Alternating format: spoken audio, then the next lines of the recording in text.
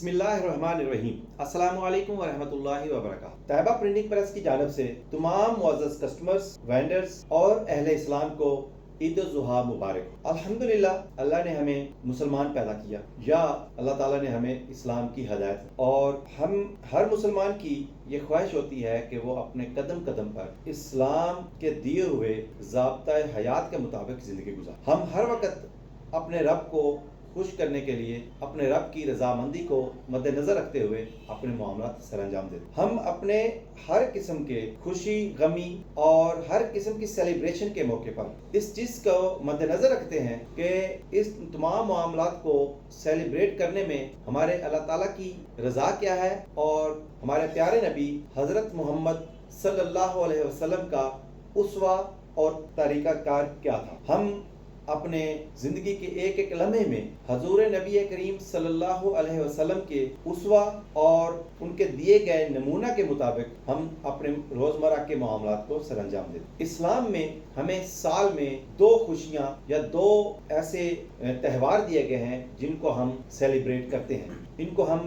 ईदैन बोलते हैं। एक ईद उल फितर जो हम माह रमज़ान को अल्लाह की रज़ा के मुताबिक गुजारने के खुशी में सेलिब्रेट करते हैं, और दूसरा ईद उल ज़ुहा के जिसको हम हज़रत इब्राहीम अलैहिस्सलाम की सुन्नत की पैरवी में अपने पाकीज़ा माल से अल्लाह के रास्ते में कुर्बानी देकर सेलिब्रेट करते हैं। बात ये आती है कि हमें अपने इन ईदैन को किस तरीके से सेलिब्रेट करना है। अगर आप कुरान और हदीस का मुताला फरमाएं या उलमा कराम की मजलिस में बैठें और उलमा कराम से रहनुमाई लें तो पता चलता है कि किसी भी किस्म की खुशी हो, चाहे कोई शादी का त्यौहार हो, कोई औलाद नरीना या किसी भी बच्चे की पैदाइश की खुशी हो, या हमें कारोबार में कोई कामयाबी की खुशी हो, या इसके अलावा ये जो ईदैन है, इन त्यौहारों को मनाने का जो तरीक़ाकार है वो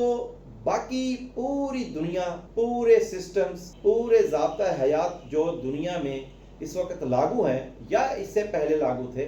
उन सब से मुनफरद और इतना पाकीज़ा और इतना साफ सुथरा तरीक़ाकार है कि जिसमें जब हम खुशी मनाते हैं तो अपने अल्लाह की रज़ा ले रहे होते हैं और उसका हम अजर पा रहे होते हैं। मसलन हम ईदैन के मौके पर अपनी फ़र्ज़ नमाजों के अलावा 2 रकत नमाज अदा करते हैं, जिसका मकसद खालिसतन अल्लाह की रज़ा और अल्लाह की रज़ा पर खुश होने का एक उम्दा तरीका है। हमें इन ईदैन के अलावा भी जितने भी खुशी के मौके हैं उनमें बेहतरीन तरीका यही बताया गया है कि जब भी आपने किसी मामले पर अल्लाह की रज़ा पे राज़ी होना है, खुशी का इजहार करना है, तो आपने नवाफिल अदा करने हैं, अल्लाह के अज़कार करने हैं, तिलावत का एहतमाम करना है और अल्लाह के रास्ते में खर्च करना है। कितनी पाकीज़ा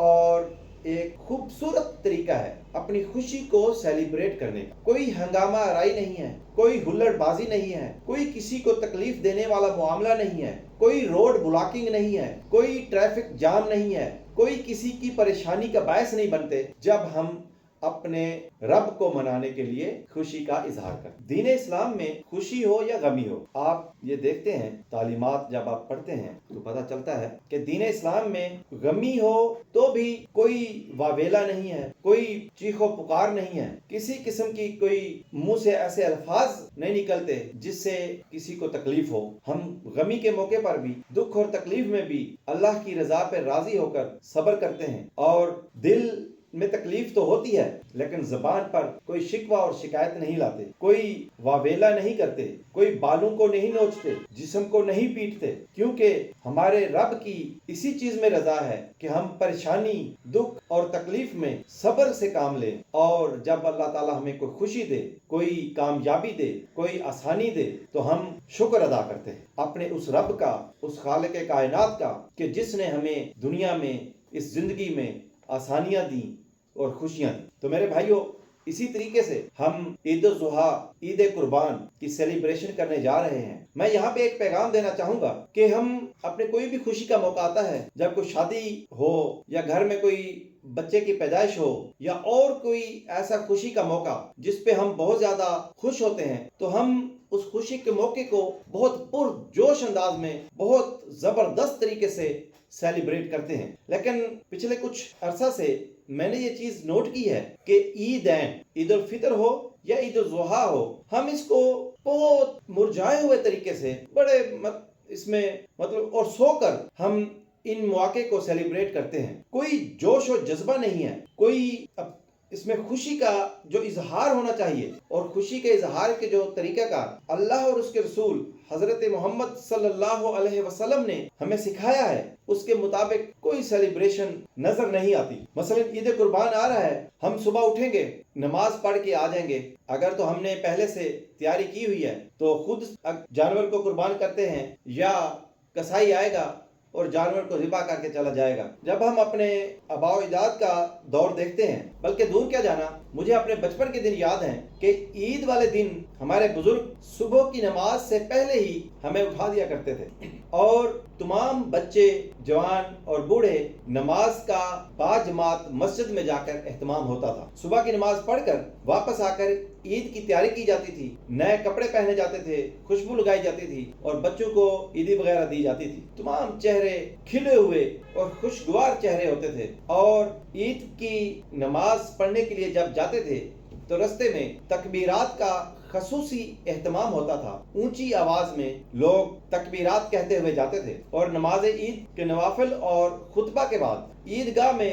بہت زبردست قسم کا سماع ہوتا تھا، جس میں تمام لوگ آپس میں بغل گیر ہو رہے ہوتے تھے، نہ کوئی اپنا دیکھا جاتا تھا، نہ کوئی پرایا دیکھا جاتا تھا۔ ایک کلمہ کی بنیاد پر، ایک مسلمان ہونے کی بنیاد پر سب لوگ ایک بہت اپنائیت اور محبت کے ساتھ ایک دوسرے سے گلے ملتے تھے، اور اس کے بعد واپسی پر بھی کیا سماع ہوتا تھا، تکبیرات کہی جا رہی ہوتی تھی، ایک دوسرے کو سلام اور دعا پہنچائی جا رہی ہوتی تھی۔ اس دور کو جب ہم آج کے دور سے کمپیریزن کرتے ہیں تو واللہ تکلیف ہوتی ہے کہ جو دن اصل میں سیلیبریٹ کرنے کا ہے اور جس طریقے سے سیلیبریٹ کرنے کا ہے، وہ خوشی، وہ جوش، وہ محبت، وہ اپنائیت، وہ کہاں گئی؟ جانور کو قربان کر کے سب سے پہلے اس کے 3 حصے کیے جاتے تھے۔ ایک حصہ اپنے عزیز و اقربا کو، ایک یتیم، مسکین اور نادار لوگوں کو، اور ایک حصہ اپنے گھر میں پکانے کے لیے رکھا جاتا تھا۔ آج بھی بہت سارے ایسے گھر ہیں جہاں پہ یہ ترتیب چلتی ہے، لیکن ایک اجتماعی جوش اور سیلیبریشن کا جذبہ، وہ چیز نظر نہیں آتی۔ اسی لیے یہ چیز میں نے پوائنٹ آؤٹ کی ہے۔ اور عید کا پورا دن سیلیبریشن کا دن ہے، اپنے عزیز و اقربا، ہمسائے، دوست، اور اس کے علاوہ زیادہ جو اہمیت دینی ہے، غریب اور نادار لوگوں سے ملاقاتیں، ان سے محبت کا اظہار اور ان کی خدمت۔ ایک اور بات اس عید قربان کے لیے میں خصوصی طور پر یہاں بیان کرنا چاہوں گا کہ موجودہ جو حالات ہیں، سفید پوش لوگ بھی، جس کو ہم درمیانہ طبقہ کہتے ہیں، اس مہنگائی اور معاشی انتشار کی وجہ سے اتنا پریشان ہے کہ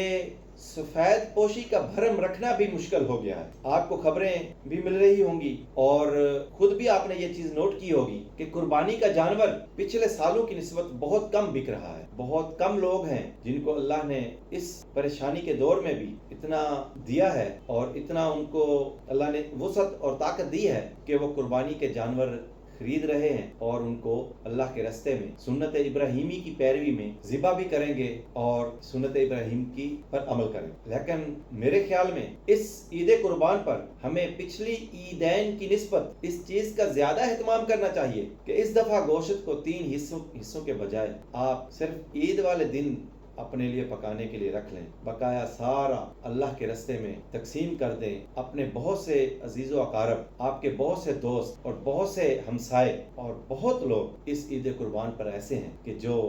قربانی کا جانور لے کر ذبح نہیں کر سکتے۔ بہت سے لوگ اس عید قربان پر ایسے ہیں کہ جو عید پر قربانی کے ساتھ ساتھ اللہ کے راستے میں بہت وسعت قلبی کے ساتھ تقسیم کیا کرتے تھے، اس دفعہ وہ پریشان ہیں کہ ہم اللہ کے راستے میں جو قربانی کرتے تھے، جو اللہ کے راستے میں خرچ کرتے تھے، اس دفعہ وہ وسعت نہیں ہے۔ تو میرے دوستو، جن کو اللہ نے وسعت دی ہے، ہم سب نے اس چیز کا خاص خیال رکھنا ہے اور ڈھونڈ کر ایسے لوگوں کو گوشت پہنچانا ہے اور ملاقاتیں کرنی ہیں، خوشیاں بانٹنی ہیں۔ اللہ تعالیٰ ہم سب کو اس پریشانی کے دور سے نکالے، اس مشکل وقت سے نکالے، اور اللہ کرے کہ یہ عید ہمارے لیے خوشیوں کی عید ہو، آسانیوں کی عید ہو، خوشخبریوں کی عید ہو، اور جو اگلی عید الاضحیٰ آئے ہم پہلے سے زیادہ اچھے جانور اللہ کے راستے میں ذبح کر سکیں اور پہلے سے زیادہ وسعت کے ساتھ ہم اللہ کے راستے میں مال و دولت خرچ کر سکیں۔ یا اللہ ہمارے ملک پاکستان اور پوری دنیا کے مسلمانوں کو اتنا رزق اور اتنے وسعت قلبی اور اتنا معاشی طور پہ مضبوط کر دے کہ ہم اپنوں کو بھی دیں اور غیروں کو بھی دیں اور دیتے ہوئے ہمارے ہاتھ نہ تھے۔ اللہ تعالی ہم سب کا حامی و ناصر ہو۔ اللہ حافظ۔